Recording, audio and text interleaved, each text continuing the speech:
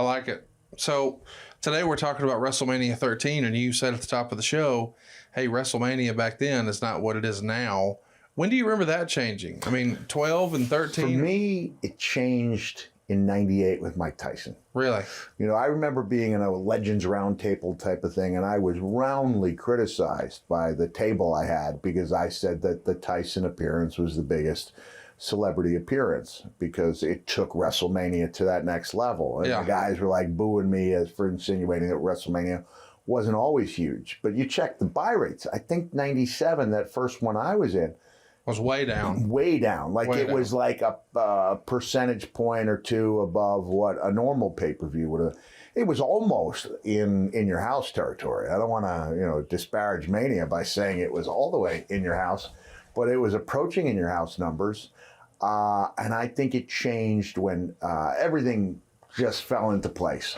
You had a major crossover celebrity in Tyson, who was also a huge wrestling fan growing up, to the point where when I first met Mike, he was hitting me with trivia that I couldn't remember about my own career. Wow. He was talking about, Mankind played with the Rats.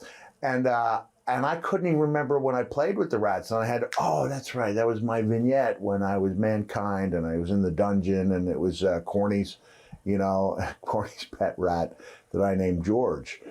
So you had Tyson, who was a huge wrestling fan, with an angle that worked, with a character in Steve that was just firing on all cylinders, and you had the angle that got played everywhere when he shoved Mike, and he was made to look like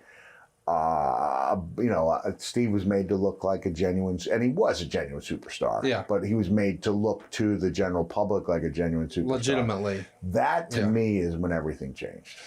Well, and they did that crazy public workout with all those folks, with Shawn and Tyson tying up Austin and showing him the belt. But there were, I don't know what the expectation was, but Bruce says it was a multiple.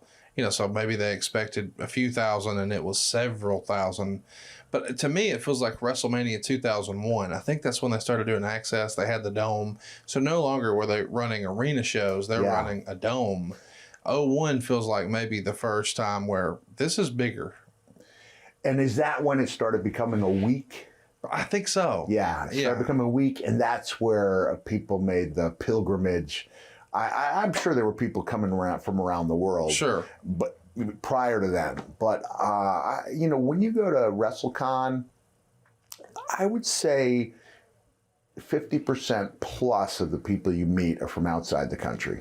Isn't that crazy? It's crazy, and it's really telling as to how big it is. I did an appearance on the night of the Hall of Fame, and with WWF's blessing, although they said next year we'd like to have you at the Hall of Fame, but it was a surprise for Terry Funk that Gabe Sapolsky arranged. Gabe was a big fan of mine, a big fan of Terry's, great creative mind. And so I did the surprise for Terry, and it was super cool. But Terry wasn't expecting it. He was emotional. But most people are thinking they're not expecting a WWE guy to show up at a smaller show. Right. But the reason I bring that up is because there was probably 2001 or a few years later that it started becoming this pilgrimage, not just for fans, but for wrestling companies around the world. And now you see the number of guests at like a WrestleCon. It's in like the hundreds, like 120, 130. Some of them bigger names than others, but 130 people almost largely being flown in by a promoter. Sometimes they take a loss. Sometimes they make money. But it's just this idea that it's become this a meeting spot for the entire world. Oh, the reason I brought up the funk show is because I got on the mic and I said something positive about WWE, and it got some boos, and I was like, hey, hold on a second. Like, you can choose to like and not like what you want, but I think we need to accept that that's the reason everyone's here. Yes. Without 100%. That, and that doesn't mean you can't go and enjoy every show but WWE. But support what you like. Yeah, but they're the reason we're gathered here today. Yes.